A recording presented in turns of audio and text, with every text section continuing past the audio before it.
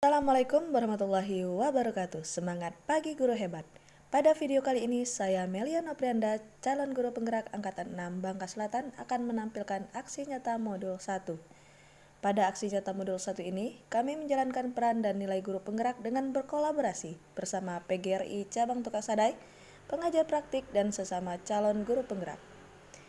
Kami berkolaborasi melaksanakan kegiatan workshop implementasi filosofi dan pemikiran KHD melalui penerapan budaya positif di lingkungan sekolah, dengan pesertanya adalah perwakilan guru di seluruh kecamatan Tukaksadai berjumlah 30 orang. Kegiatan pengimbasan dilaksanakan pada hari Sabtu 12 November 2022 pukul 08.00 sampai 15.30 bertempat di SD Negeri 5 Tukaksadai. Masing-masing pemateri mendapatkan waktu 1 jam untuk pengimbasan. Pemateri acara ini adalah Bapak Syarullah, pengajar praktik guru penggerak angkatan 6 Bangka Selatan, dan 5 orang calon guru penggerak dari Bangka Selatan, yaitu Agustian Deni Ardiansa, Melia Noprianda, Roli, Eko Marisa Putra, dan Eni Yuniarsi. Selamat menyaksikan. Assalamualaikum warahmatullahi wabarakatuh. Alhamdulillahirabbil alamin. Wassalatu wassalamu ala anbiya'i wal mursalin sayyidina Muhammadin wa ala alihi washabihi amma ba'du. Yang saya hormati Ketua PGRI Kecamatan Tukaksadai beserta jajarannya. Yang saya hormati pengajar praktik guru penggerak Bangka Selatan angkatan 6. Yang saya hormati para guru Tukaksadai peserta workshop implementasi filosofi dan pemikiran Ki Hajar Dewantara melalui penerapan budaya positif di lingkungan sekolah. Beranjak acara selanjutnya yaitu menyanyikan lagu Indonesia Raya yang akan dipimpin oleh Ibu Eni Yuniarsi SPD AUD. Dipersilakan. Hadirin kami persilakan untuk berdiri.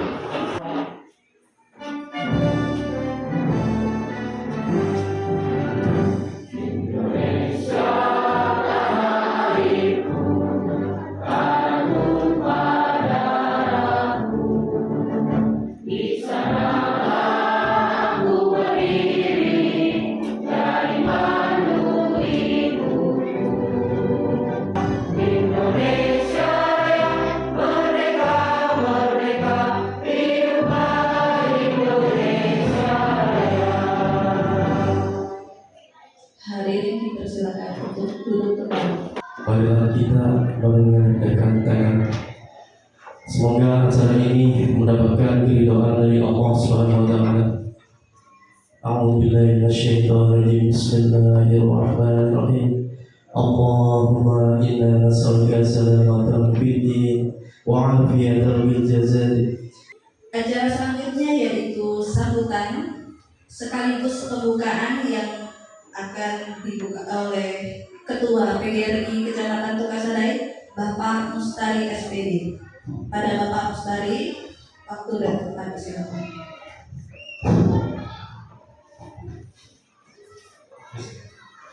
Bismillahirrahmanirrahim. Assalamualaikum warahmatullahi wabarakatuh. Pertama saya ingin mengucapkan terima kasih kepada Bapak Kepala Sekolah SD Negeri 5 Tukaksadai, itu Bapak Yamin, dia juga sekretaris PGRI kita, yang telah bersedia menyediakan tempat untuk kegiatan kita pada hari ini. Ini luar biasa sekali. Baiklah, dengan mengucapkan Bismillahirrahmanirrahim, workshop implementasi filosofi dan pemikiran KHD melalui penerapan budaya positif di lingkungan sekolah. Dengan ini saya nyatakan dibuka. Terima kasih. Akhir kata, beliau Assalamualaikum warahmatullahi wabarakatuh. Acara selanjutnya yaitu penutup. Namun sebelum beranjak ke acara penutup, saya ingin memperkenalkan kepada Bapak Ibu guru sekalian, pemateri kita hari ini adalah calon guru penggerak yang tergabung dengan tim Bapak Sonullah. Nah, kebetulan tim beliau ini 4 orang dari Kecamatan Tukak Sadai dan 1 orang dari Lempong. Yang pertama ada Bapak Eko Marisa Putra, bisa berdiri Bapak. Ini guru dari SMK Negeri 1 Tukak Sadai. Insya Allah nanti guru bergerak dan menggerakkan semuanya. Semuanya nanti kedepannya yang hadir di sini insya Allah jadi guru penggerak semua. Ya. Kemudian yang kedua ada Bapak Roli SPD, dipersilakan Pak. Ya, dari SDN 5 Tukak Sadai, Bawah Rumah. Dan ada Ibu Eni Yuniarsi, SPD AUD dari TKR 1 Tukak Sadai. Nah, ini ada dari agak jauh Bapak Denny Agustian Denny, sorry, sampai salah saya, Agustian Denny dari SLPN 2 Lempong, dan beliau alhamdulillah bersedia bergabung dengan kami untuk berbagi ilmu beliau kepada guru-guru Kasadai. Dan terakhir saya sendiri Bapak Ibu, saya dari SLPN 2 Tukak Sadai. Oke, beranjak ke acara penutup, marilah kita tutup acara pembukaan workshop implementasi filosofi dan pemikiran Ki Hajar Dewantara melalui penerapan budaya positif di lingkungan sekolah dengan bersama-sama mengajarkan lafaz hamdalillah. Alhamdulillah. Akan disampaikan oleh Bapak Denny Agustian, kemudian teori motivasi, hukuman dan penghargaan yang akan disampaikan oleh saya sendiri, kemudian keyakinan kelas, cara membuat keyakinan kelas ini kita akan nanti ada prakteknya, akan disampaikan oleh Bapak Roli, kemudian kebutuhan dasar manusia dan 5 posisi kontrol akan disampaikan oleh Bapak Eko. Terakhir segitiga restitusi ini yang paling menarik.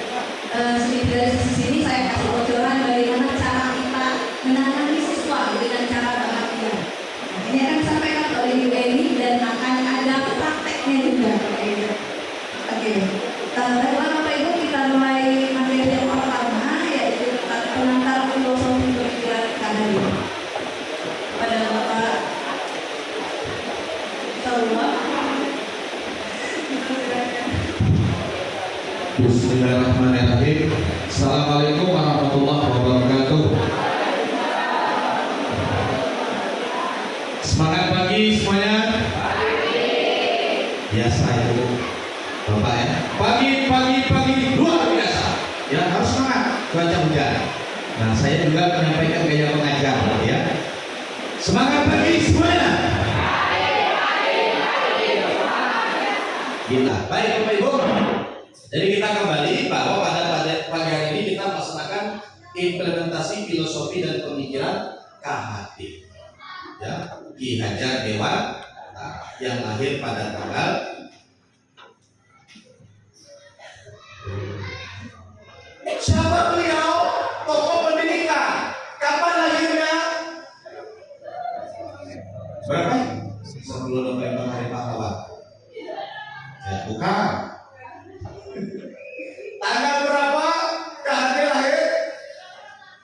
Diperingati sebagai Hari Pendidikan Nasional 2 Mei Bapak Ibu.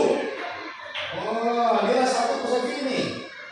Ya, bahwa KHD lahir pada tanggal 2 Mei 1889. Ketika kita bicara tentang riwayat mereka ini ada perjalanan KHD dalam memperjuangkan pendidikan itu tidak mudah itu. Bahkan beliau sering diasingkan gara-gara berkomentar terhadap pendidikan di zaman Belanda. Makanya beliau mendirikan taman siswa, Ya, jadi ibarat orang nanam padi. Kalau nanam padi, tumbuhnya juga harus padi. Ada dan nanam padi tumbuh lalang? Ada buah di tepung. Ya, lalang tumbuh. Kalau lebih tinggi lalang daripada apa? Makanya ini kata dia, ya, pendidikan kuncinya. Maka anak-anak yang kita didik ini bukan seperti kertas kosong atau kertas putih yang begini, tetapi mereka sudah ada coretan atau teori lagu masa, bukan, tetapi mereka adalah sudah ada bekal, sudah ada potensi masing-masing. Ketika mereka lahir pun sudah membawa potensi masing-masing. Setiap orang punya cara yang berbeda. Anak-anakku punya sudut pandang yang berbeda. Guru ngajar matematika, anak harus paham matematika, dan saya pasrah. Kalau tahu kan? Oh, 1+1=2. Dia guru matematika, anak profesional olahraga. Budu kan ya? Oh, lagi itu karena termasuk profil pelajar Pancasila apa yang pertama? Beriman, bertakwa, dan berakhlak mulia. Paling atas, bukan di nomor 6, tapi nomor 1. Etika, adab, akhlak itu yang pertama. Sehebat apapun guru, kalau adab dan diajarkan dengan anak, maka urusan adab bukan urusan PAI, bukan. Tak bercerita di kelas, tenang kalah. Guru paling adalah, ya.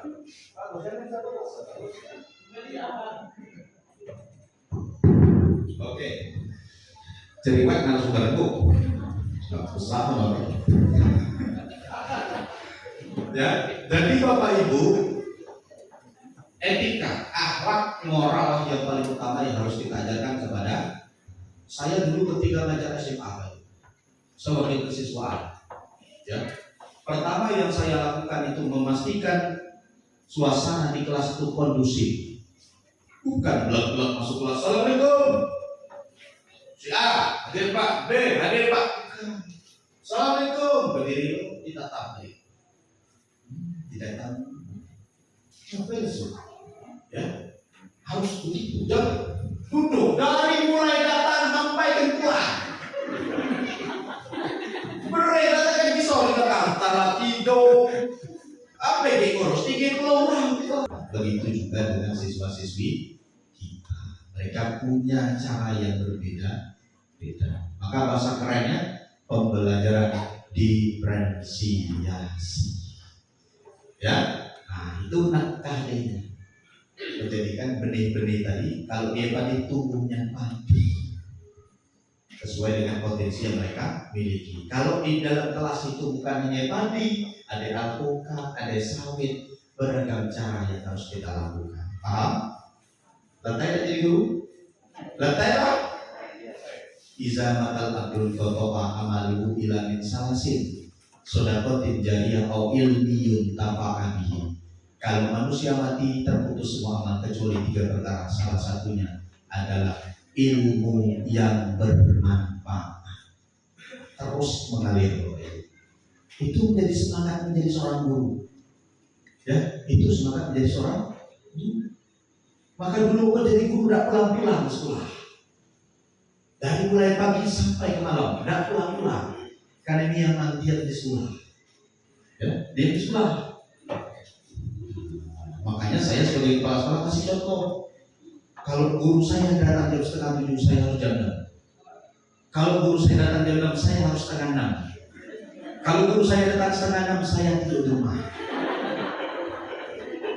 Ya, ngapain yang datang pagi-pagi ya? Anda datang terlalu pagi. Kenapa? Setiap kita adalah contoh. Guru menjadi contoh untuk muridnya. Ini ya, menurut KHD, filosofi beliau kita percepat. Guru itu menuntun, tadilah sudah saya sampaikan bahwa guru menuntun segala kodrat yang ada pada anak untuk mencapai keselamatan dan kebahagiaan. Yuk ciptakan kebahagiaan di sekolah. Berangkat ke sekolah senyum, sekalipun istri marah di rumah senyum. Kata orang senyum 2 cm, 2 cm sebelah kanan, 2 cm sebelah kiri, ditahan 7 detik. Jahe, tempe, latihan dia balik, pakai. Ya, bahagia? Bahagia. Kalau gurunya bahagia, murid bahagia. Anak-anak rata-rata menurut Quantum Learning Bobby Porter, dia tulis buku. Anak-anak rata-rata menerima 460 komentar negatif atau kritik dan 75 komentar positif. Banyak komentar negatif. Di rumah berhenti pulau, di sekolah beri di pulau, berkawan-kawan di pulau, nerima pulau-pulau terus. Lebih kata-kata positif muncul pada diri kita.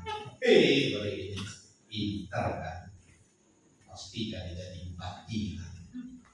Ya, beda, beri itu butuh apresiasi Bapak Ibu. Bukan butuh cemoohan, bukan butuh celahan untuk kita. Cukup kita dah tahu problem di rumah. Mungkin saja pagi tadi bangun tidur dia di masjid Pak. Jangan. Hari ini jam berapa ini jam berapa? Beri sekolah tadi ya. Dengan semangat negatif tadi di sekolah. Datang terlambat mereka tahu di rumah di pulau, di sekolah di pulau. Tak yang positif, negatif muncul pada diri. Nauzubillah min. Kita introspeksi, bukan pun menyalahkan guru dan sama-sama introspeksi. Kita kan tadi di guru dan di dan jadi amal jariah betul. Guru nak jadi amal jariah, maka korbankan yang terbaik untuk anak kita. Oke, lanjut Pak Ruli. Ya, ini yang sedang viral di TikTok ya. Kamu nanya, dia TikTok itu anak-anak kekinian gitu ya.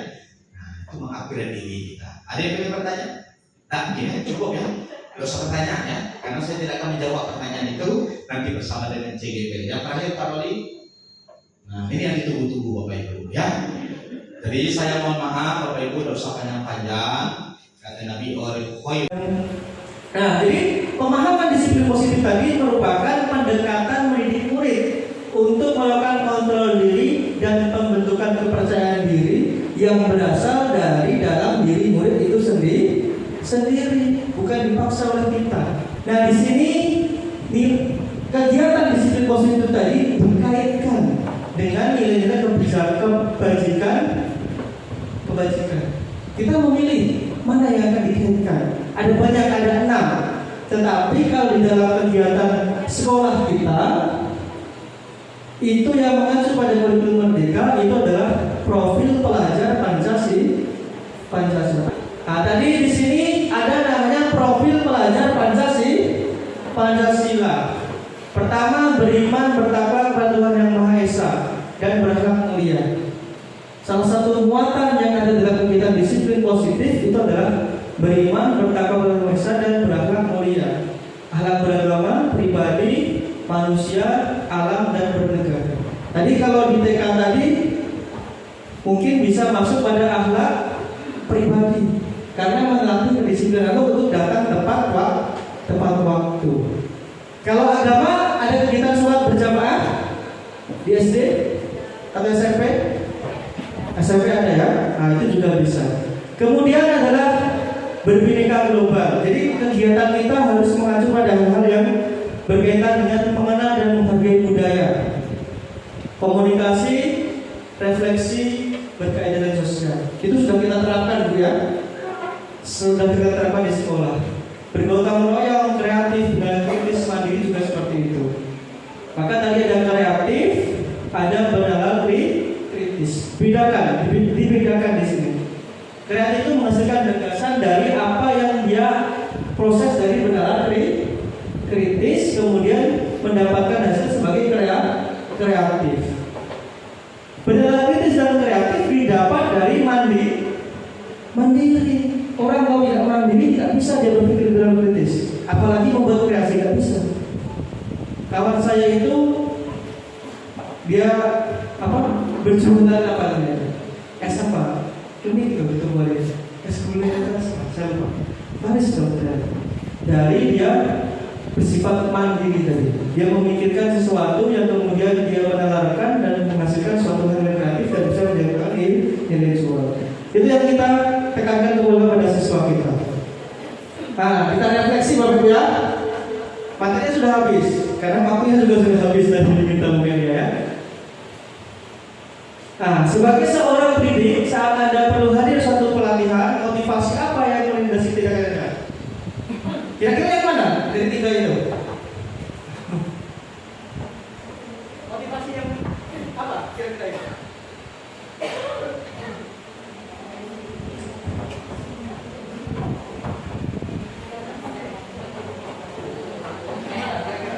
Yang ketiga, Anda ingin menjadi pembelajar sepanjang hayat, menjadi orang yang berusaha dan bertanggung jawab. Iya, sampai sini itu. Ada yang lain? Tidak? Bukan karena disuruh kepala sekolah? Bukan. Ada juga? Oh enggak, memang untuk belajar atau untuk dipuji di tempat Anda. Sehingga kita ini harus jadi contoh. Tuh. Jadi kalau awalnya relatif Pak jawaban. Terima kasih Pak. Assalamualaikum warahmatullahi wabarakatuh. Waalaikumsalam. Sudah mewakili Bapak Ibu ya? Relatif jawabannya Ibu ya. Jadi kita bisa menyesuaikan dengan kondisi, tetapi lama-kelamaan harus jadi kebiasaan yang baik Pak. Ya, nah itulah yang disebut dengan disiplin positif dari diri kita. Habis kita terlambat kan, cobalah hari esok ini aku agak pagi berangkat. Nah itu seperti itu. Walaupun tidak ada penghargaan atau suatu aturan yang tertulis di sekolah. Nah, strategi apa yang selama ini Anda terapkan untuk menanamkan disiplin positif pada murid Anda? Bagaimana hasilnya pada perilaku murid Anda? Saya mau yang kira-kira belum deh. Beliau. Sudahkah menerapkan disiplin positif? Sudah ya, sekolah. Kira-kira apa?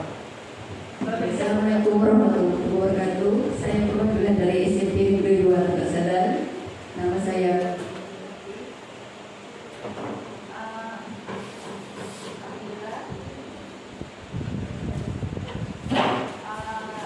untuk menerapkan di sekolah saya para murid itu alhamdulillah sudah terlaksana dengan cara contohnya kalau murid lagi terlambat kita tanya dulu tanya apa alasannya, terus dikasih nasihat dan dinasihatin supaya tidak ulang lagi.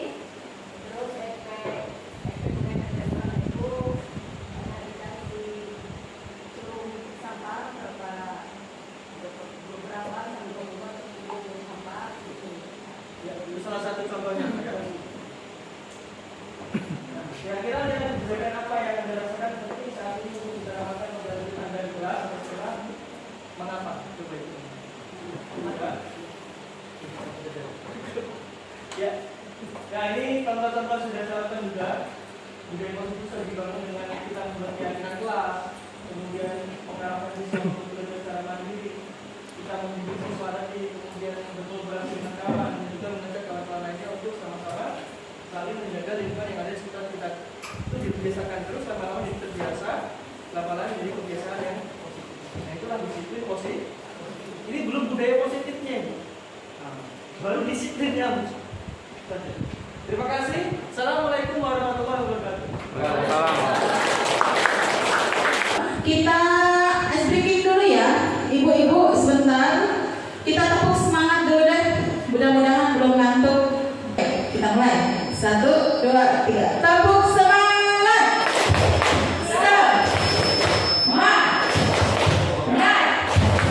Semangat. Kalau saya bilang guru hebat, ibu-ibu, bapak-bapak jawab, saya pikir, saya rasa, saya bisa. Ya, saya pikir, saya rasa, saya bisa. Jangan dibalik. Saya pikir, saya rasa, itu artinya saya tua. Oke, baiklah Bapak Ibu, izinkan saya memperkenalkan diri terlebih dahulu. Mungkin banyak yang tidak tahu siapa saya. Saya ini termasuk pendatang baru di lingkungan pendidikan. Nama saya Melia Noprianda. Saya lulusan SD Sadari dengan guru saya di sini hadir, Ibu Tita. Kemudian SMP-nya itu di SMP 4 Towadi dulunya, sekarang SMPN 1 Sajai. Gurunya kebetulan juga fotonya ada di situ, Pak Mustari. Nah, itu wali kelas saya. Kemudian SMA-nya saya merantau bersama 2 orang teman saya. Satu teman saya ada di sini, kebetulan Ibu Nini sih, itu teman merantau saya di SMA Negeri 1 Semelia. Satu lagi ada Iti Fatona, sekarang udah PNS di mana ya? Di Tawali lah intinya ya, di Tawali. Kemudian saya kuliahnya di UIN Syarif Hidayatullah Jakarta, merantau lagi dan kembali mengabdi. Kenapa saya kembali? Bukan karena saya tidak punya pekerjaan di Jakarta. Alhamdulillah setelah lulus tahun 2016 Januari itu sebelum wisuda saya sudah bekerja di sana. Tetapi dengan ingatan saya akan guru-guru saya, terus janji saya terhadap diri saya sendiri, saya kembali mengabdikan diri di Tukak Sajai dengan motivasinya. Karena sekarang kita akan materinya tentang motivasi. Saya menceritakan kenapa saya ingin menjadi guru. Motivasinya itu ada dua hal yang terjadi pada diri saya selama mengemban pendidikan, Bapak Ibu. Yang pertama, hal yang saya rasakan sangat positif. Yang kedua, hal yang saya rasakan sangat menyakitkan. Nah, mungkin hal inilah yang menyebabkan saya ingin menjadi guru. Tapi menjadi guru seperti apa saya? Apakah menjadi guru yang menyebabkan saya trauma, ataukah menjadi guru yang menyebabkan saya terinspirasi? Ya, saya terus terang saja di lingkungan kita di Tukak Sajai ini guru-gurunya, makanya saya bilang sama Pak Saulo tadi, guru-gurunya hebat karena sangat menginspirasi. Termasuk saya juga terinspirasi waktu SD dengan Bu Tita, dengan Pak Daris, Bu Jumani, Bu Martina.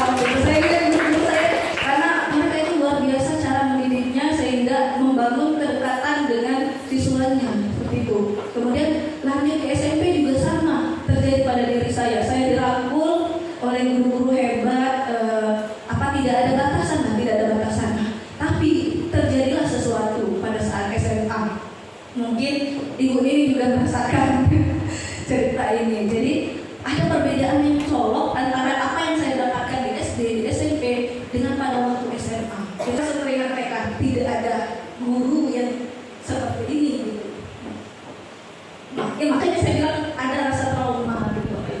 Makanya saya sekarang saya ingin menjadi guru, ingin menjadi guru yang menyenangkan bagi anak-anak saya. Saya tidak ingin menyebabkan trauma bagi anak-anak saya, sehingga ketika ada pendidikan guru penggerak dan saya membaca tujuan dari guru penggerak itu adalah memerdekakan siswa, saya langsung saya ikut. Saya tidak mengharapkan ada gelarnya, ada sertifikatnya 360 jam ya. Iya, karena 6 bulan ya. Saya tidak memikirkan itu. Tujuan saya satu, memperbaiki diri saya, bagaimana saya bisa menjadi guru yang menginspirasi, guru yang menuntun siswa. Itu motivasi saya menjadi guru. Materi kita itu tentang teori motivasi, hukuman, dan penghargaan. Nah, motivasi tadi sudah saya singgung sedikit. Kemudian hukuman dan penghargaan, mungkin Bapak Ibu guru di depan ini sudah dua-duanya sudah pernah menghukum, mungkin pernah nggak? Pernah ya. Kemudian memberikan penghargaan pernah. Nah, nanti kita lihat apakah hukuman dan penghargaan ini efektif untuk membangkitkan motivasi anak didik dari dalam diri. Tadi disinggung materinya Pak Agustian bahwa di teori kontrol itu tadi bahwa kita tidak bisa mengontrol pikiran orang lain. Ya, yang mengontrol pikiran kita adalah diri kita sendiri. Tetapi kenapa tadi Bu Tita bisa mengontrol Bu Sumiati ya? Kenapa kita bisa mengontrol? Kelihatannya bisa, tetapi karena itu terjadi karena Bu Sumiati mengizinkan. Betul Ibu? Kalau Bu Sumiati tidak mengizinkan, apakah akan terbuka? Walaupun Bu Tita bertemu, dielus-elus, kalau Bu Sumiati tidak mengizinkan, tidak akan bisa. Makanya kita tidak bisa memaksa siswa, tetapi kita bisa menuntun siswa dengan cara tadi, dengan cara pembiasaan pelan-pelan, tidak bisa secara kasar. Kenapa ada capaian kegiatan ini? Kami berharap Bapak Ibu guru yang sudah melakukan hal disiplin positif melanjutkan dan melakukan pengamatan untuk bahan evaluasi. Ketika kita sudah melakukan tetapi kita tidak merefleksi, maka hal yang kurang tidak akan bisa tertutupi. Kemudian bagi Bapak Ibu guru yang belum menerapkan, saya berharap setelah ini ayo kita bangun motivasi yang ngena di hati siswa, yang mereka memiliki keyakinan sendiri, bukan karena saya ingin disanjung sama guru, saya ingin mendapatkan nilai yang bagus, tetapi karena hati nurani mereka seperti itu. Oke, nah Bapak Ibu, ini ada 3 motivasi menurut Dian Negoser di dalam bukunya Restructure School Discipline. 3 ketiga motivasi perilaku manusia. Kadang-kadang kita melakukan itu sambil kita merefleksikan diri Bapak Ibu ya, sambil mengingat kehidupan kita sebelum ini gitu. Yang pertama itu motivasinya untuk menghindari ketidaknyamanan atau hubungan. Motivasinya eksternal Bapak Ibu. Motivasinya ini termasuk eksternal. Yang kedua, di atas hukuman, ini ada penghargaan. Di atas sedikit hukuman ada penghargaan. Biasanya pertanyaan yang muncul, apa yang akan saya dapatkan kalau saya lakukan ini?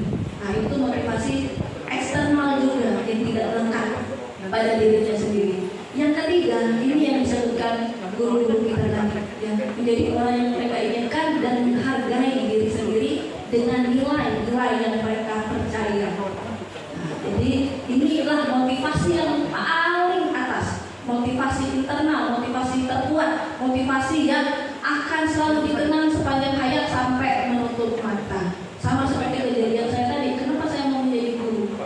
Saya terinspirasi dengan guru-guru saya. Kenapa saya ingin menjadi guru seperti mereka? Karena saya tidak ingin anak-anak didik saya merasakan apa yang saya rasakan. Oke, Bapak Ibu, dari tadi kita ngomong, dengerin. Nah, sekarang kita menulis, Bapak Ibu. Kita refleksikan diri, dan saya harap dalam merefleksikan diri dalam menulis ini, Bapak Ibu guru jujur dengan kejadian sebelumnya, karena saya meyakini guru terbaik adalah pengalaman. Sebentar.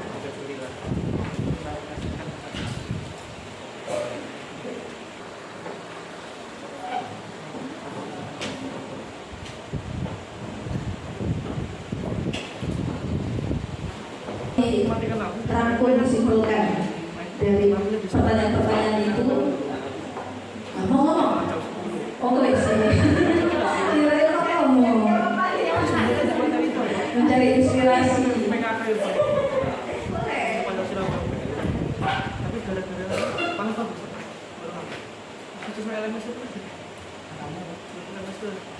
Bismillahirrahmanirrahim. Assalamualaikum warahmatullahi wabarakatuh.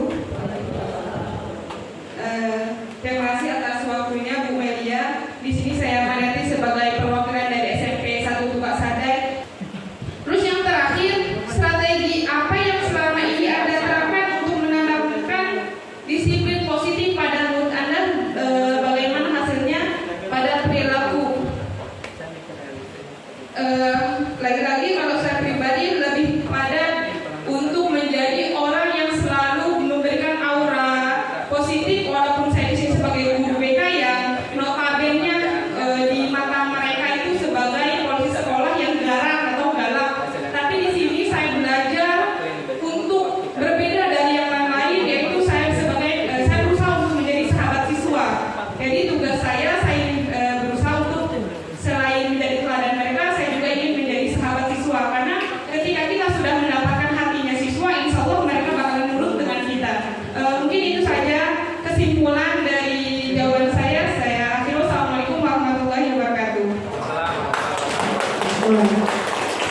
Saking menginspirasi jawabannya itu tanpa diperintah tuh tangan loh. Sangat menghilangkan hati saya sampai wah, luar biasa. Itu makanya ya, kita guru untuk asal ini sudah luar biasa. Pikiran-pikirannya itu sudah sesuai lah dengan guru penggerak. Kalau kuotanya mungkin banyak di dalam ini udah jadi guru penggerak semua ya. Amin.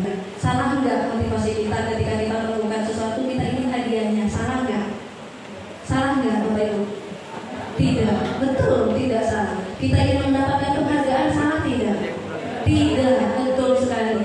Ya, jadi motivasi itu tidak ada yang salah. Nah, tetapi efeknya yang berbeda. Semua motivasi itu benar, tidak ada yang salah. Efeknya berbeda. Ketika kita ingin mendapatkan hadiah, ketika ingin mendapatkan penghargaan, dan ketika kita tidak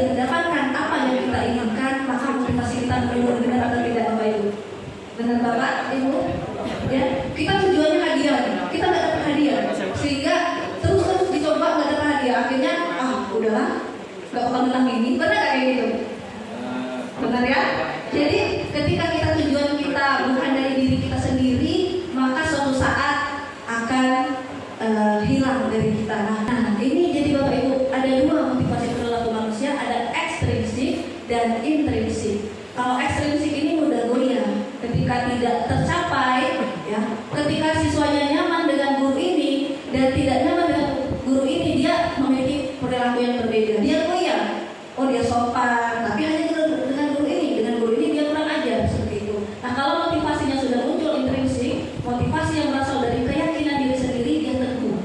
Apapun keadaan lingkungannya, di luarnya, dia tetap memegang prinsipnya. Ini yang akan kita bentuk nanti di teori selanjutnya, yang keyakinan kelas. Bagaimana kita membuat sebuah keyakinan, bagaimana kita menerapkan, kita menuntun siswa agar mereka memiliki keyakinan. Itu akan ibu bapak guru di sini praktekkan bersama Pak Loli. Next, Pak Loli. Nah, masuk materi yang kedua. Tentang motivasi ada pertanyaan Bapak Ibu? Sepakat ya, motivasi ada dua, ekstrinsik dan intrinsik. Bapak Ibu mau ekstrinsik atau intrinsik untuk siswanya? Ini ya, Masya Allah, luar biasa. Tepuk tangan untuk kita semua. Oke, nah sekarang kita hukuman dan konsekuensi. Apa sih perbedaan hukuman dan konsekuensi? X. Nah, ini ada studi kasusnya Bapak Ibu. Kalau tadi nulis, sekarang kita langsung ngomong aja. Iva kurang menguasai pelajaran matematika. Setuju atau enggak ini hukuman atau konsekuensi, dan mengapa? Mengapa tidak setuju? Satu orang. Ayo Bapak Ibu, biar cepat. Satu orang Bapak Ibu yang mau berbicara, yang tadi belum berbicara. Ibu ini tadi ya, saya dapat titipan dari Bu Eli. Assalamualaikum warahmatullahi wabarakatuh. Nama saya Dewi Sartika, perwakilan dari TK Negeri 1 Tugas Sadani. Menurut saya studi kasus ini gurunya ini maksud saya tidak setuju. Menurut saya ini hukuman untuk anak muridnya. Ibu, luar biasa. Tepuk tangan untuk ibunya. Ya, luar biasa sekali, saya sampai begini. Jawabannya ya. Jadi sepakat tidak setuju Bapak Ibu ya, karena ini merupakan hukuman.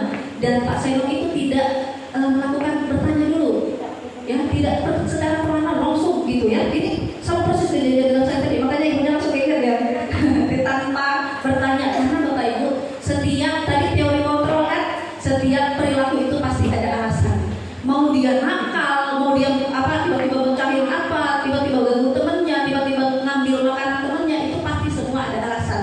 Nah, tugas kita sebagai guru adalah menuntun mereka untuk menjadi lebih baik. Tapi ketika kita sudah menghukum mereka, apakah mereka akan menjadi lebih baik? Tidak, ya. Pastinya kita harus bertanya dulu. Kalau untuk menyelesaikan masalah siswa, kita harus tahu masalahnya apa, baru bisa menyelesaikan solusinya. Lanjut Pak Roli. Oke, nah ini perbedaan hukuman, konsekuensi, dan restitusi Bapak Ibu. Kemudian kalau konsekuensi mereka itu sudah tahu kesepakatan bersama bahwa ketika melakukan sesuatu mereka mendapatkan ganjarannya, istilahnya seperti itu ya. Ketika kita makan banyak, maka kan gendut, seperti itulah ilustrasinya. Kemudian dengan restitusi itu bagaimana menyelesaikan masalah siswa dengan cinta, seperti itu. Kalau hukuman ke bawah jempolnya, kalau konsekuensi jempolnya ke atas. Yang nomor 1, lari mengelilingi lapangan basket 2 kali karena terlambat hadir di sekolah. Oke, atas tidak. Oke, mantap. Membersihkan coretan yang dibuatnya di meja tulis. Fokus ya. Wah, 2 ya, berarti dari 2. Kemudian murid diminta untuk push up 15 kali karena tidak menggunakan masker di sekolah. Oke. Menggantikan kertas tugas teman yang telah dicoret-coret. Mantap. Berjemur di lapangan basket pukul 12 siang karena mengobrol dengan temannya. Oke. Membersihkan tumpahan air di meja tulis karena tersenggol pada saat belajar. Luar biasa guru katanya. Ya.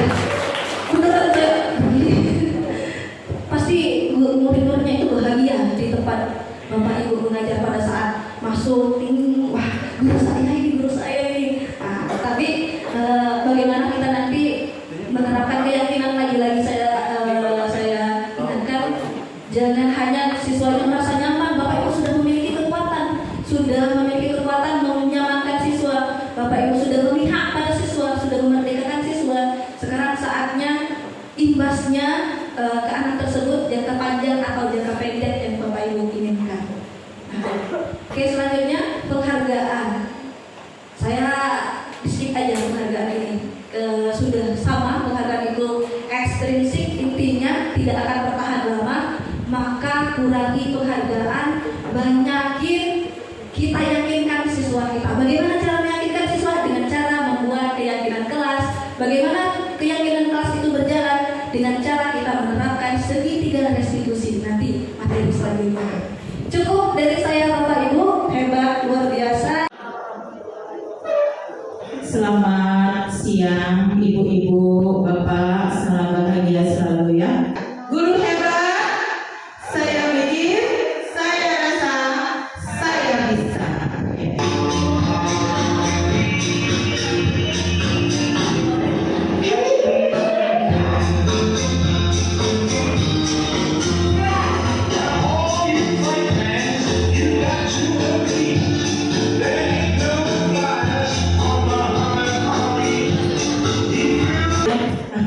Lumayan. Lanjut Bu. Baik, untuk menyingkat waktu kita akan mulai untuk materi selanjutnya yaitu keyakinan kelas. Kepada Bapak Ali, persilakan. Assalamualaikum warahmatullahi wabarakatuh. Sebelum ke materi, saya akan memperkenalkan diri terlebih dahulu. Jadi perkenalkan, nama saya Roy, biasa dipanggil Ruli. Pak Ruli kalau anak di sini kadang manggilnya Pak Ruli. Kebetulan tempat tugasnya di SD Negeri 5 Perhadai di sini. Baru kurang lebih setahun lebih ya di zaman ibu saya bertugas di sini. Kelahirannya Pongo, domisilinya tempat tinggal sekarang di Lempar Pongo. Jadi langsung saja untuk materi ini, mungkin sedikit materinya, tetapi kita akan adakan kegiatan praktek nanti. Nah, jadi budaya positif tadi juga sudah disampaikan oleh rekan-rekan kami yang hebat tadi, ada Bu Melia, ada Pak Agustian. Jadi budaya positif itu adalah nilai-nilai keyakinan dan kebiasaan di sekolah yang berpihak pada murid. Mungkin di sini Bapak Ibu sudah pernah ya, sudah sering juga melakukan di sekolah. Jadi peran kita sebagai guru di sini sangat dominan. Jadi peran kita sebagai guru sangat dominan untuk menciptakan budaya positif di sekolah. Tetapi di sini lebih spesifiknya kita akan membahas tentang keyakinan kelas nanti. Ya, jadi keyakinan kelas dalam penanganan budaya positif di sekolah. Nah, apa keyakinan kelas ini sangat efektif Bapak Ibu. Bisa kita terapkan dalam penanganan budaya positif.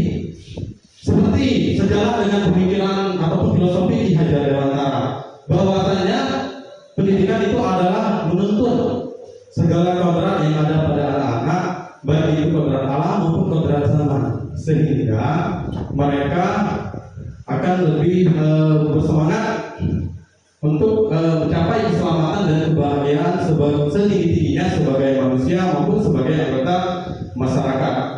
Jadi bisa kita terapkan keyakinan. Mungkin Bapak Ibu sudah pernah menerapkan di kelasnya masing-masing?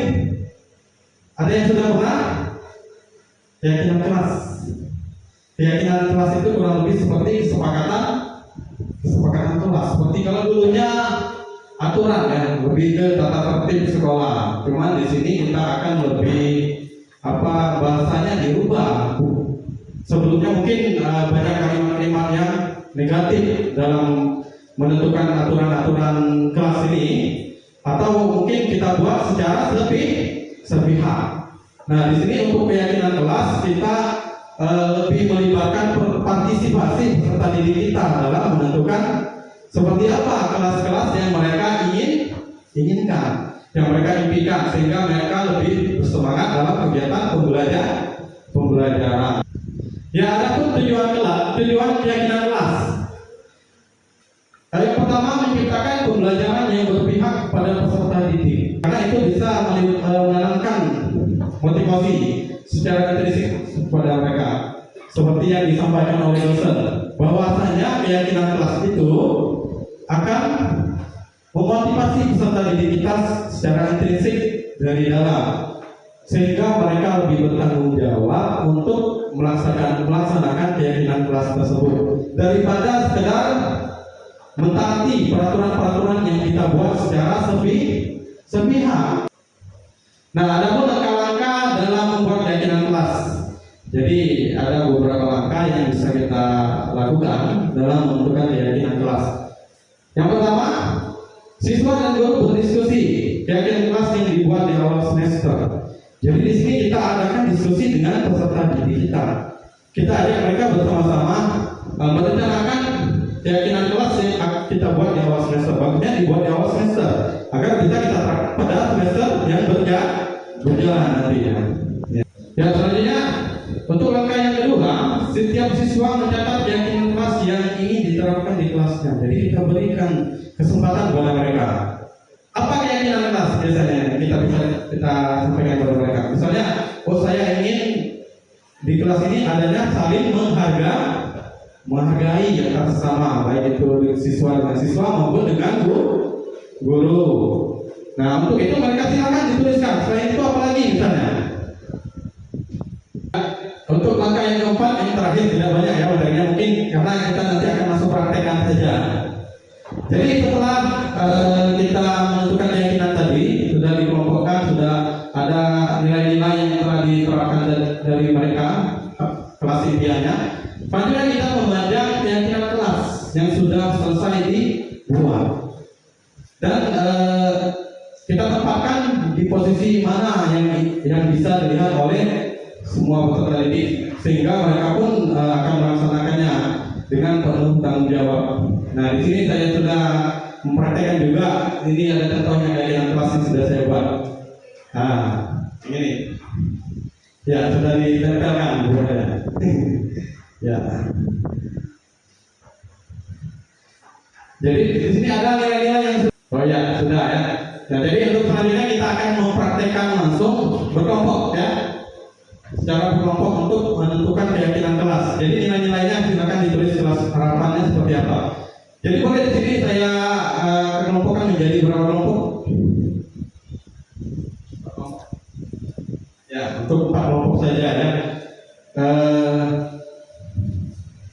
ya. Sebelumnya jadi untuk pengelompokan ini silakan Bapak Ibu nanti dari sini ya, dari yang ujung do re mi fa ya, tapi sempat balik lagi do ya.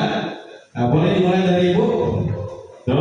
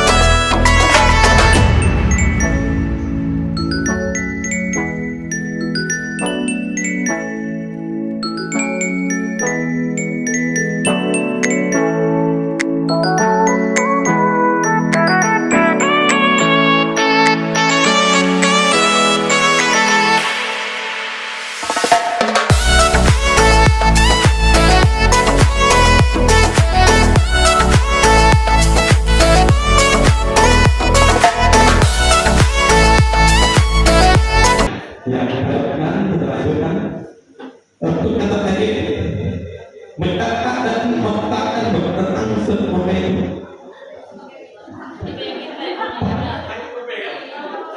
Yang terakhir ya, menjaga dan meletakkan barang sesuai tempatnya. Jawab ya. Ya, sudah berarti ya. Sudah apakah semuanya? Sudah yakin? Ya, beri tepuk tangan.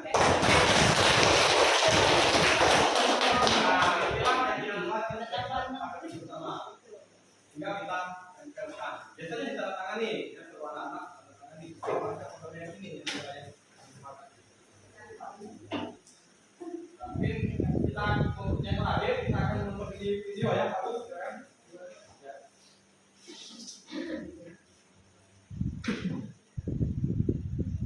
Nah, ini hasil karya dari sahabat kami Ibu Melia, anak Panjaitan. Luar biasa dia ini, tepuk tangan.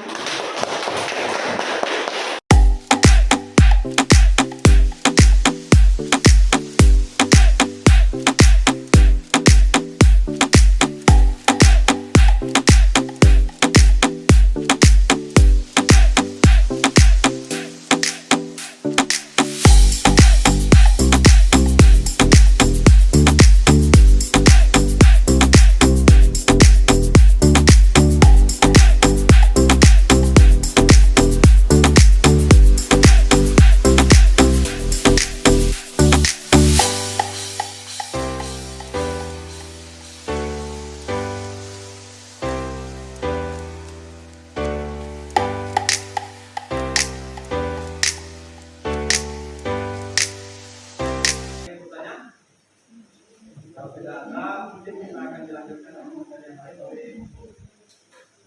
ini ya. Ini saja dari saya untuk penyampaian materi kajian kelas. Cukup sini, terima kasih atas perhatiannya. Assalamualaikum warahmatullahi wabarakatuh.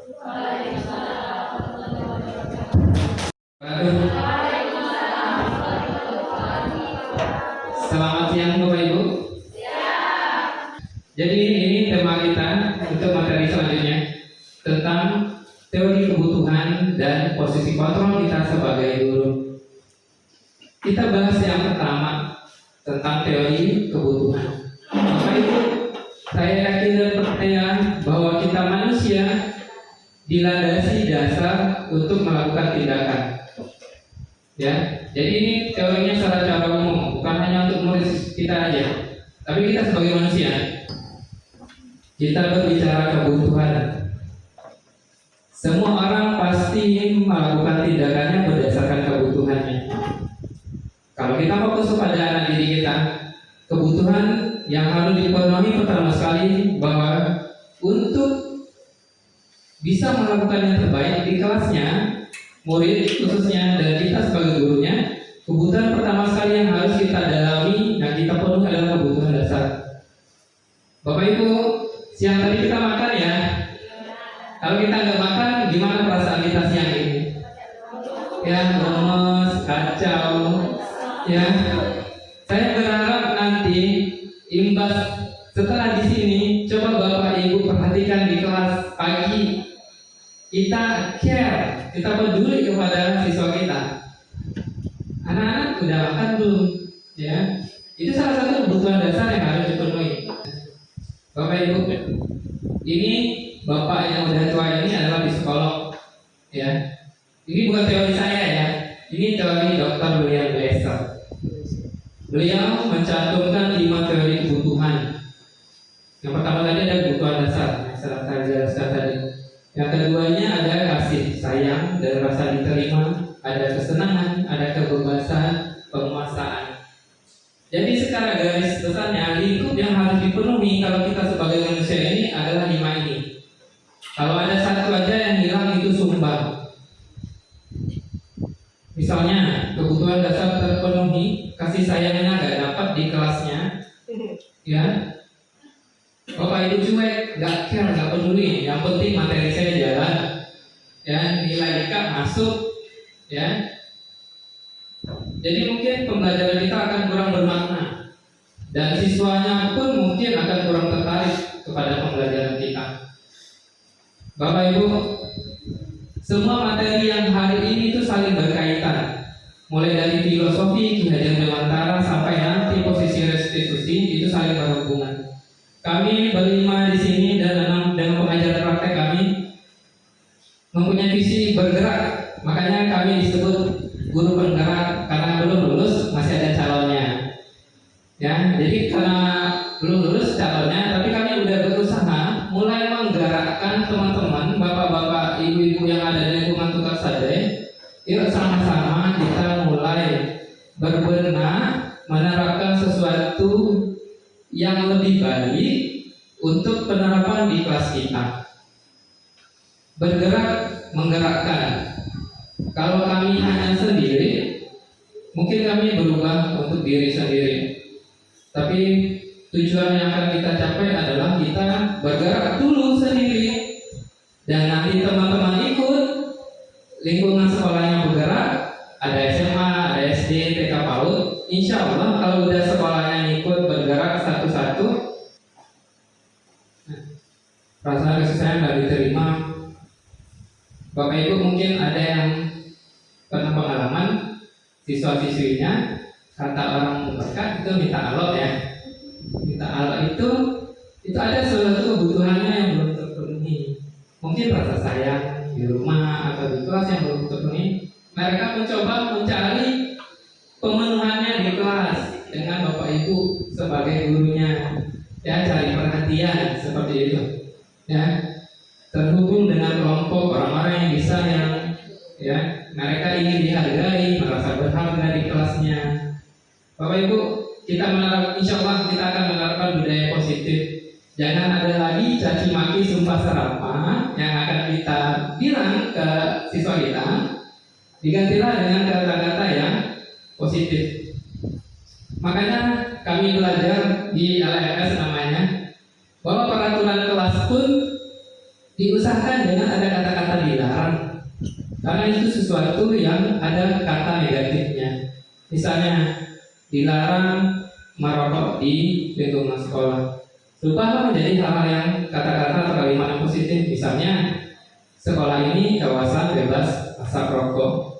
Karena apa yang kita serap itu yang akan kita dapatkan. Kalau kita insya Allah berusaha untuk mendapatkan kita serap yang positif, kita insya Allah akan mendapatkan hal yang positif. Nah, selanjutnya kebutuhan yang harus terpenuhi juga sebagai manusia adalah kebebasan. Bapak Ibu, saya sebagai guru pernah membuat media pembelajaran itu saja. Saya tidak melihat si A-nya gaya belajarnya seperti apa. Ya, mungkin ada yang auditori, kinestetik, visual. Ya, saya nggak mau tahu dulunya. Pokoknya saya sampaikan materi, muridnya nerima. Itu dulu. Tapi setelah memulai dari ini, kita harus yakin dan percaya bahwa media pembelajaran pun bagian dari kebebasan. Anak-anak pengen dapat hal yang berbeda, ya Bapak Ibu ya. Jadi itu salah satunya. Kesenangan pun tadi sambil media pembelajaran juga kita gunakan beragam hal-hal yang baru, varian baru.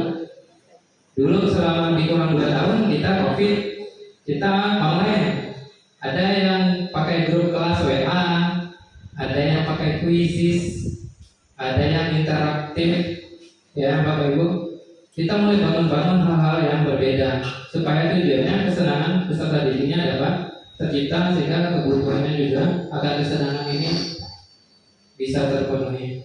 Ya, yang terakhir untuk kebutuhan agar penguasaan. Bapak Ibu, murid kita itu butuh apresiasi bahwa dia bisa melakukan sesuatu. Saya pribadi pernah menerapkan bahwa ada anak yang dicap dia nggak bisa, ya, dia nggak kompeten di ilmuwan, ya di ilmunya. Tapi saya yakin dan percaya dia bisa lebih. Bukan bakatnya mungkin di bidang pengetahuan, tapi di yang lain. Saya coba, saya suruh dari dia pemimpin, ternyata bisa. Dan itu yang harus kita lihat. Oke, jadi secara garis besar Bapak Ibu, kebutuhan-kebutuhan ini yang akan kita dalami di kelas kita masing-masing. Nanti Bapak Ibu kembali dari sini, mencoba melihat kebutuhan mana saja sih sebenarnya yang mau dipenuhi oleh ibu terhadap peserta didiknya masing-masing. Ya, Bapak Ibu, sedikit kilasan materi tentang kebutuhan. Ini ada studi kasus, ya. Nah, saya minta volunteer relawan 2 orang nanti menganalisis kasus ini. Silahkan Bapak Ibu dibaca selama lebih kurang 2 menit. Bapak Ibu temukan jawabannya. Nanti orang yang beruntung saya akan pilih untuk berbicara di depan.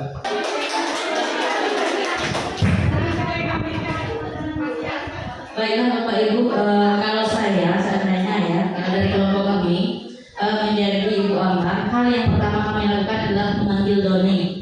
Jadi memanggil, bertanya apa alasan sehingga dia melakukan itu. Kemudian kalau menurut pendapat kami, apa kira-kira alasan Doni melakukan hal itu? Mungkin kebutuhan dasarnya kurang. Jadi dia merasa kelaparan sehingga akhirnya dia mengambil secara paksa. Atau juga dia kurang kasih sayang sehingga dia mencari perhatian terhadap gurunya. Jadi ketika dipanggil kan artinya dia dipedulikan oleh guru tersebut, oleh wali kelasnya. Mungkin itu saja Bapak Ibu. Saya akhiri. Assalamualaikum warahmatullahi wabarakatuh. Oke, terima kasih Bu Ramayati. Jadi ada 2 hal yang menurut Ibu Ramayati akan dipenuhi, ya, kebutuhan dasar terhadap makanannya dan kasih sayang, ya Bu. Jadi mulai dari sekarang coba Bapak Ibu lihat kebutuhan apa sih sebenarnya yang belum terpenuhi sehingga mereka melakukan tindakan-tindakan yang menurut kita itu nakal, ya. Karena pasti ada motivasinya. Setiap peserta didik kita melakukan hal-hal yang di luar tidak menurut keinginan kita. Ya Bapak Ibu, mungkin itu dari kebutuhan. Kita lanjut ke posisi kontrol. Nah, posisi kontrol ini kita fungsinya sebagai guru. Jadi ada 5 Bapak Ibu ya. Ini pun pasti telah kita lakukan di kelas kita masing-masing. Ya, ada posisi kontrol penghukum, ada posisi kontrol pembuat merasa bersalah, ada posisi kontrol sebagai teman, posisi kontrol sebagai pemantau, dan posisi kontrol sebagai manajer. Untuk meningkatkan pemahaman kita apa saja sih dan seperti apa posisi kontrol ini, kita akan melihat video berikut. Di sana ada contoh kasus yang dilakukan dengan semua posisi kontrolnya. Oke Bu Men, silakan kita lihat video 5 posisi kontrol kita sebagai guru.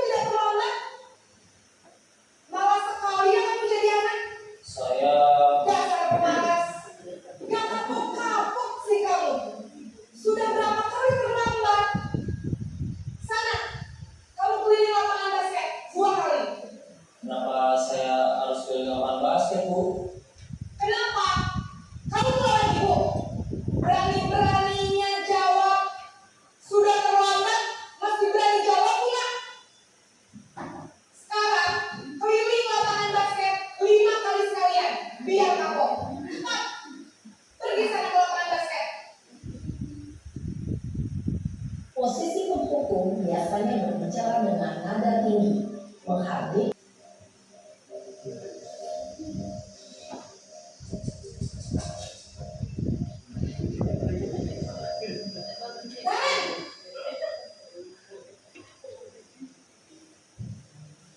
Selamat pagi Bu. Selamat pagi Naren. Maaf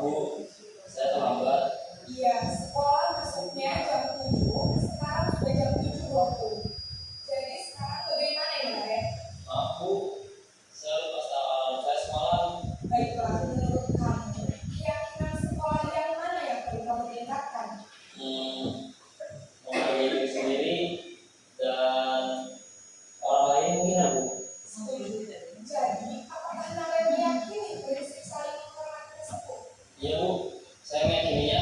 Apakah kalian bersedia memperbaiki masalah keterlambatan ini? Bersedia Bu. Bagaimana kamu akan memperbaiki masalah keterlambatan ini? Saya akan coba untuk tidak lupa menyetel alarm saya Bu. Baik, kalau kalian lupa menyetel alarm di rumah, ada orang yang kira-kira bisa bantu mengingatkan tidak? Ada Bu, kakak saya, Kak Emma. Ada lagi selain Kak Emma? Selain Kak Emma, Baik, jadi yang mengingatkan Oke, Bapak Ibu, dari 5 posisi kontrol saya yakin dan percaya kita sudah pernah di dalam posisi kontrol tersebut. Tapi hal yang akan kita rubah adalah kita berusaha menggali motivasi dari dalam diri peserta didik kita, sehingga kita akan nanti menerapkan posisi kontrol kita sebagai manajer. Karena itu yang akan kita gali Bapak Ibu. Keempat posisi kontrol sebelumnya biarkan saja.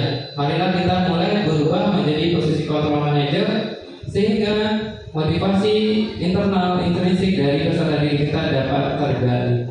Mungkin itu materi dari saya Bapak Ibu. Mohon maaf atas segala kesalahan dan kekurangan. Sekian, dan akan dilanjutkan materi terakhir oleh Ibu Eni. Assalamualaikum warahmatullahi wabarakatuh. Materi terakhir ini adalah materi segitiga restitusi. Jadi, materi segitiga restitusi ini adalah sebagai akumulasi kesimpulan dari materi mulai disiplin positif, ada 5 posisi kontrol tadi ya, teori motivasi, hukuman dan penghargaan. Nah, ini kami dengan Bapak pengajar praktik kami waktu rakortak kemarin ya di Salmarina. Nah, ini ada Pak Roli, ada Pak Eko, saya sendiri Bu Melia dengan Pak Agus. Ya. Lanjut Pak, jangan ngambok Pak. Cuma nanti Iya Ibu, apa sih segitiga restitusi itu? Ya, tadi kita sudah belajar tentang hukuman, kemudian ada konsekuensi. Ya, kalau hukuman itu sudah tahu perbedaannya ya. Kemudian konsekuensi itu sudah tahu perbedaannya. Sekarang restitusi. Kalau restitusi itu Bu, pengertian singkatnya itu adalah bagaimana kita meminta anak untuk memperbaiki kesalahannya. Ya, selama ini kalau anak bersalah sudah diomel lalu pergi, besoknya anak berbuat lagi. Ini bagaimana anak merasa tersentuh dengan cara kita, ya. Bagaimana anak merasa tersentuh dengan cara kita ngasih tahu ke mereka bagaimana agar mereka memperbaiki kesalahannya. Jadi segitiga restitusi adalah suatu proses dialog yang dijalankan oleh guru atau orang tua agar dapat menghasilkan murid yang mandiri dan bertanggung jawab. Jadi ini tidak saja bisa diterapkan di sekolah oleh guru, tetapi juga untuk anak-anak di rumah, mulai dari anak usia dini hingga anak yang sudah beranjak dewasa. Ya, proses dialog ini terdiri atas 3 langkah yang digambarkan pada ketiga sisi segitiga restitusi. Ya. Nah, Bu, segitiga restitusi ini seperti ini ya. Jadi langkah-langkahnya ketika kita menemukan anak berbuat salah, ya, langkah pertama yang harus kita lakukan adalah menstabilkan identitasnya terlebih dahulu. Coba bandingkan dengan ketika dia berbuat salah, macam itu lagi bilang berkali-kali, gila masih macam itu. Emosi langsung ya Bu. Saya pernah mempraktekannya di sekolah. Setelah saya mengetahui segitiga restitusi ini Bu ya, beberapa hari kemarin, tidak usah disebut emaknya, yang jelas dia guru SMK. Anaknya tidak mau ikut pelajaran, ganggu kawannya sampai kawan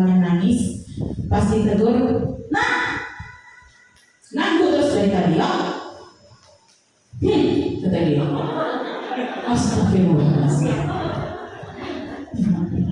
Ternyata benar. Saya harus segera menerapkan segitiga restitusi ini dengan bahasa kita sendiri. Tidak mungkin pula Bu, saya dengan anak TK-nya Bu. Nah, setiap orang pasti pernah melakukan kesalahan. Apa ini? Ibu, kamu bukan satu-satunya yang pernah melakukan kesalahan ini, ya.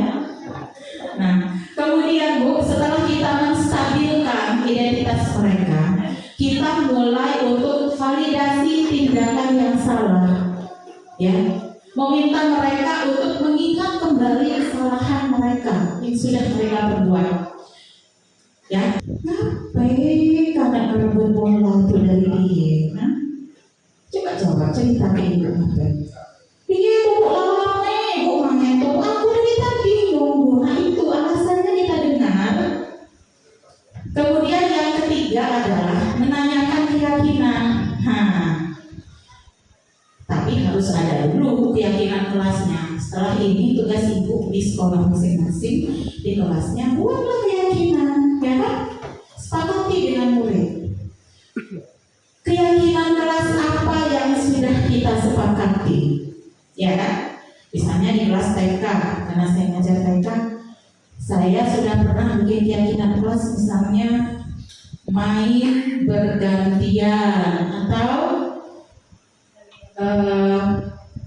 yang main bergantian ya. Nah, ketika dia rebutan bola, kita tanyakan keyakinan kelas yang mana yang sudah kita sepakati, keyakinan kelas apa? Itu Bu ya. Saya sudah bikin keyakinan kelas di kelas saya.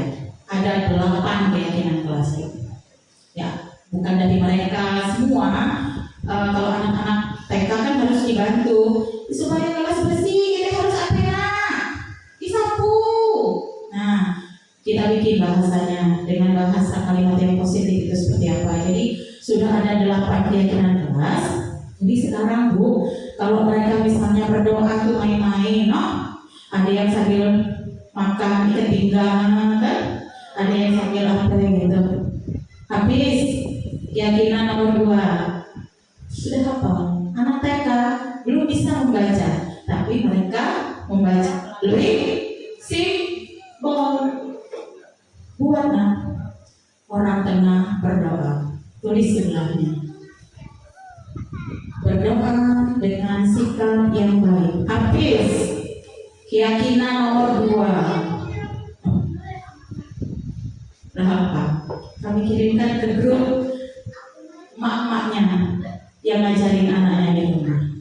Keyakinan kelas B2 setiap pagi Bu, kami hafalkan itu. Jadi akhirnya mereka hafal. Lanjut Pak.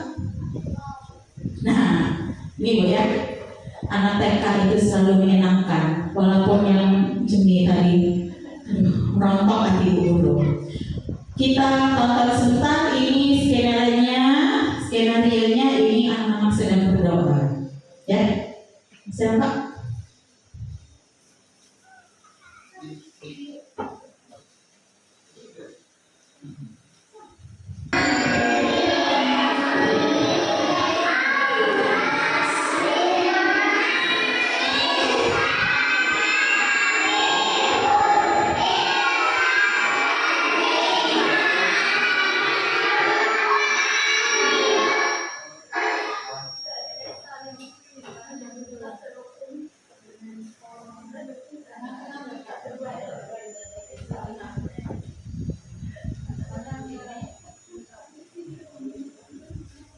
Itu tadi mereka sedang berdoa. Nah, ini kasusnya. Tadi dapat dilihat ya Bu, ada anak yang sedang gigit-gigit ikan pinggang. Itu tidak direkayasa. Jadi kasusnya adalah Hafiz. Nih, kenal gini. Hafiz adalah anak yang ceria dan aktif. Namun ketika berdoa, Hafiz hanya diam dan perhatikan teman-temannya yang sedang berdoa saja.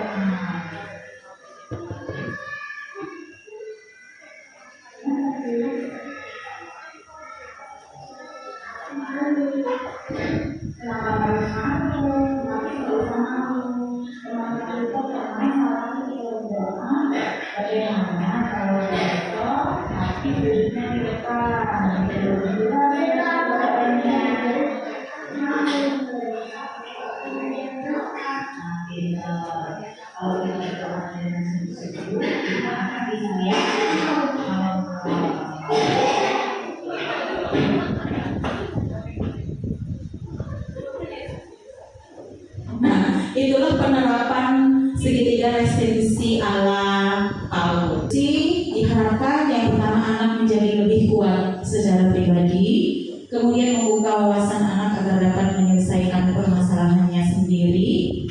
Anak semakin percaya diri, mandiri, dan merdeka. Nah, sekarang sudah jam 15.15 ya.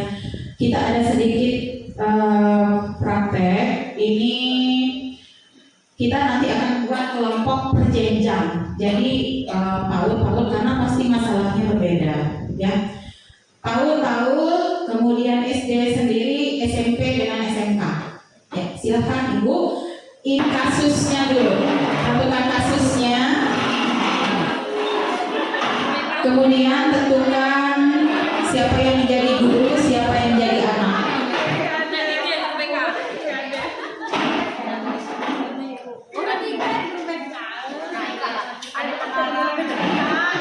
Nah, apalagi ada guru BK, mantap. Kalau guru-guru PAUD jadi guru BK setiap hari ya. Iya, guru BK, tugas-tugas simpan, suster, babysitter. Oke. Silakan tentukan dulu kasusnya, kemudian siapa pemerannya.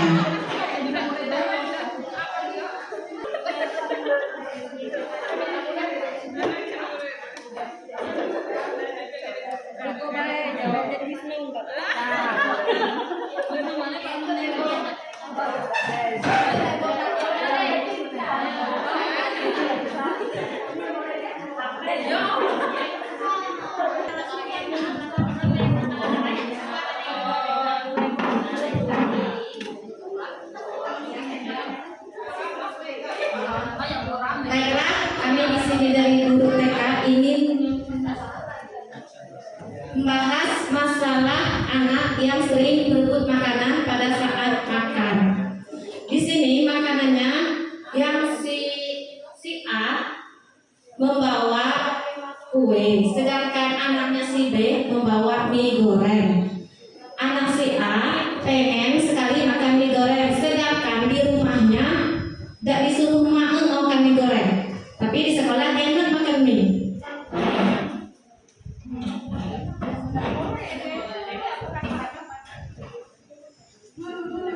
Nah, apa yang kak cendil? Berebut apa ya bang?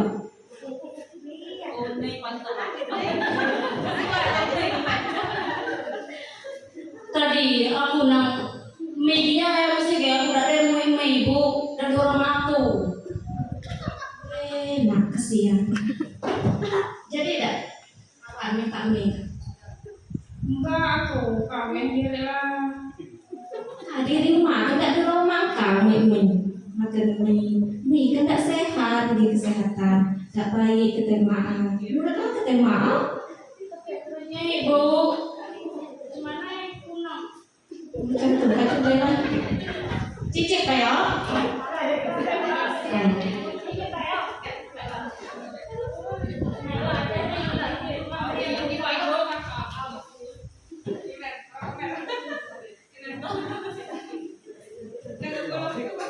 Umi, kalau makanan kawan tuh jangan main rebut balik, diminta. Coba Umi ngomong baik-baik ke kawan, pasti kawan beri. Miguel, aku minta Miguel, jadi dah.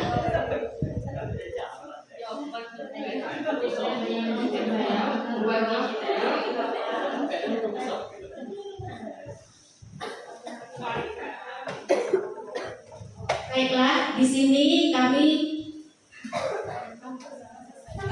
terima kasih. Baiklah, mungkin ada kesalahan, kami mohon maaf.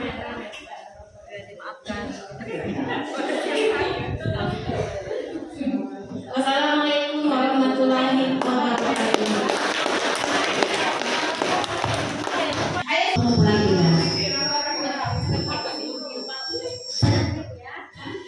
Ibu Fadil Sugianto untuk memberikan tugas. Saya tadi semalam tidur ada lu main game bu. Seru Pak. Awalnya bu ngantuk pakai tidak ada buat. Sayang, ibu juga suka main game. Kalau di handphone ini memang banyak ya, menarik sekali ya. Iya bu. Menarik sekali. Dari handphone ini juga awalnya ini dari orang yang hebat loh. Iya bu. Ya kan, penemu game itu orang yang berpendidikan. Awalnya juga dia sekolah seperti kita, tapi dia juga tidak pernah lupa waktu. Mau seperti mereka? Mau. Kan banyak kan yang di video ini, aplikasi di sini, ini penciptanya orang-orang hebat. Mereka awalnya dari belajar. Mau seperti mereka? Mau. Benar. Iya bu. Dari Iis yang sudah dari Iis yang sekiranya apa yang bisa Iis lakukan supaya nanti Iis bisa mengerjakan PR-nya terus dengan baik. Insya Allah, mudah-mudahan nanti ke depannya bisa menjadi lebih baik.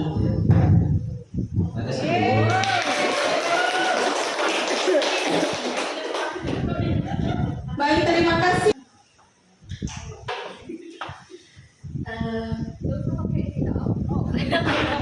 Ada kedenger nih.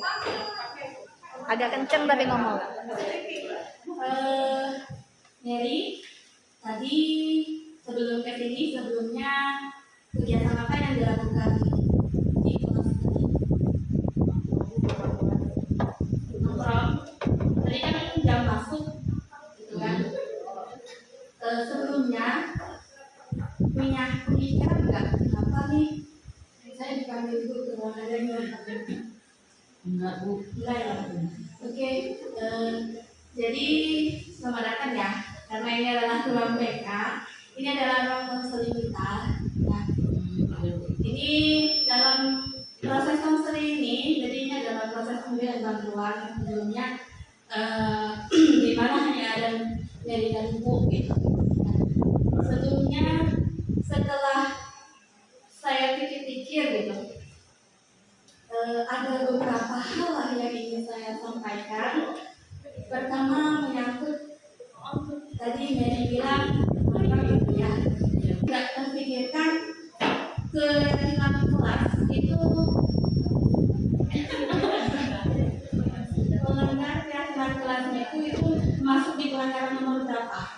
Nomor 2 bu. Nomor 2. Jadi di sini bisa kita perbaiki kira-kira yang nomor 2 tadi. Insya Allah bisa. Oke, kalau bisa kita coba ya Nak ya. Oke, makasih. Silahkan masuk ke kelas kembali. Terima kasih Bu. Melanggar gitu ya. Keyakinan nomor 2 bu. Nah, sama dengan yang SD tadi, tapi kalau untuk yang TK itu sudah menunjukkan restitusi juga, namun tidak lengkap. Tidak apa-apa karena kasusnya berbeda. Kasusnya tidak sekompleks SD dengan jenjang menengah dan atas ya.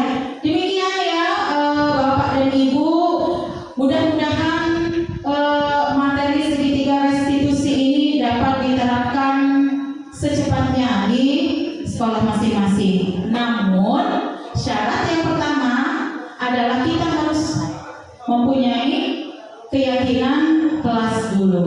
Mulailah besok semangat bikin keyakinan kelas bersama anak-anak. Baik Ibu, Bapak, terima kasih atas perhatiannya. Pada Allah saya mohon ampun. Wabillahi taufiq wal hidayah. Wassalamualaikum warahmatullahi wabarakatuh. Assalamualaikum warahmatullahi wabarakatuh para guru hebat Indonesia. Perkenalkan, saya Melia Noprianda SPD, calon guru penggerak angkatan 6 dari Bangka Selatan, Provinsi Bangka Belitung yang saat ini sedang bertugas di SMP Negeri 2 Tukak Sadai. Dalam video kali ini saya akan mendemonstrasikan segitiga restitusi.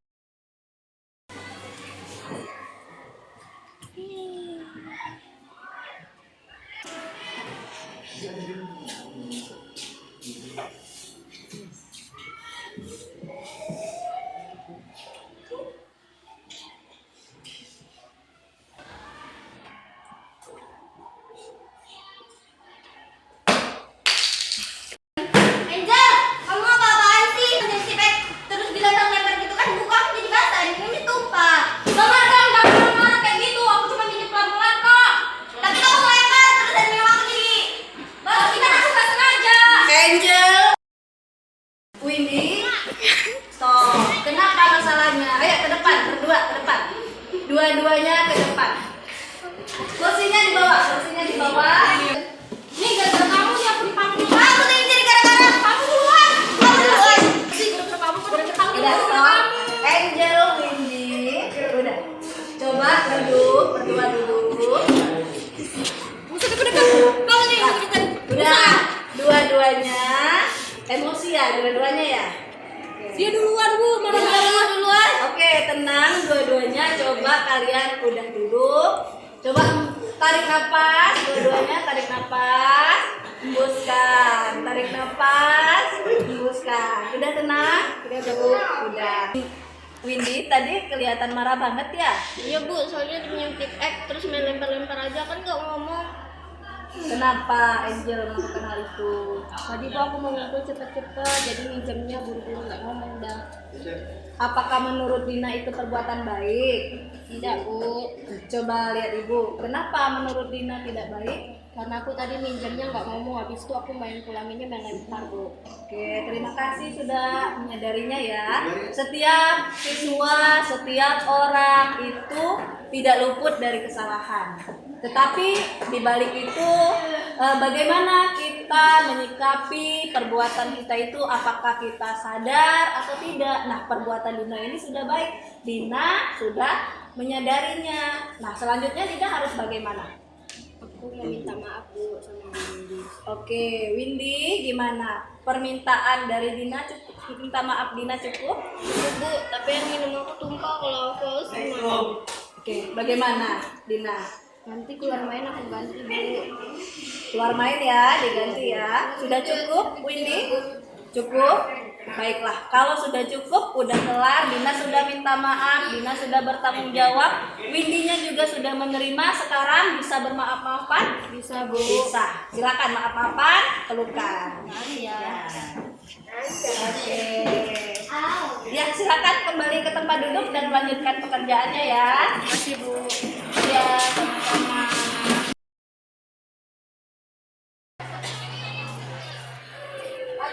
Pagi Bu. Kok tadi pakai sendal? Aduh Bu, sepatu saya basah. Kemarin pulang hujanan. Oh, pakai apa kemarin? Pakai motor dijemput Bapak. Oh, dijemput Bapak. Tapi tadi sehat? Alhamdulillah sehat Bu. Terima kasih sudah kembali. Ya, alhamdulillah kalau sehat. Tapi Radit tahu kan peraturan sekolah kita gimana? Ya Bu, wajib pakai sepatu. Kenapa kita wajib pakai sepatu? Agar kaki tidak terluka. Iya betul, agar kaki kita tidak terluka atau untuk keselamatan Radit ya. Ya Bu, nah kemarin aja main bola saya nggak menggunakan sepatu, kaki saya cedera. Oh ya, jadi penting banget pakai sepatu. Kenapa sekolah mengharuskan Radit pakai sepatu biar Radit tidak luka? Ya jadi kedepannya gimana? Biar Radit sepatunya biar tetap selalu kering. Menggunakan plastik mungkin Bu. Iya, jadi kalau hujan, Radit nanti hujan buru-buru tuh lepas sepatunya, taruh di dalam kantong ya. Iya, kemarin bawa kantong nggak? Enggak. Jadi hari selanjutnya gimana? Harus menyediakan kantong. Iya, kapan itu mau disediakan kantong? Mulai besok. Besok janji? Janji. Janji, biar tidak pakai sendal lagi ya. Ya, Bu. Biar kakinya tidak terluka. Oke? Oke. Oke, silakan beraktivitas kembali Radit. Hai, saya Dina Angelina Gea. Saya Windy. Kami dari kelas 9A. Perasaan saya setelah ditangani oleh guru, saya merasa tenang karena gurunya menjelasinya dengan secara baik-baik. Kedepannya jika saya meminjam barang, saya akan bilang terlebih dahulu dan memulangi secara baik-baik. Dan saya jika berbuat salah, saya akan meminta maaf. Perasaan saya lebih senang dan tenang karena Dina sudah meminta maaf kepada saya, dan setiap kesalahan itu pasti tidak luput dengan pertanggungjawaban dan membuat korban lebih tenang seperti saya tadi. Dadah! Perkenalkan, nama saya Radit. Saya dari kelas 9. Saya senang ketika guru menegur saya dan saya merasa tidak takut karena saya sadar dengan kesalahan saya sendiri. Kedepannya saya akan selalu menggunakan sepatu untuk menjaga kaki saya agar tidak luka. Demikianlah video demonstrasi penerapan langkah-langkah segitiga restitusi. Semoga para guru hebat di Indonesia dapat menerapkannya di lingkungan sekolah masing-masing. Hindari hukuman atau konsekuensi, laksanakan restitusi untuk generasi yang kuat karakternya dan merdeka. Salam Guru Penggerak.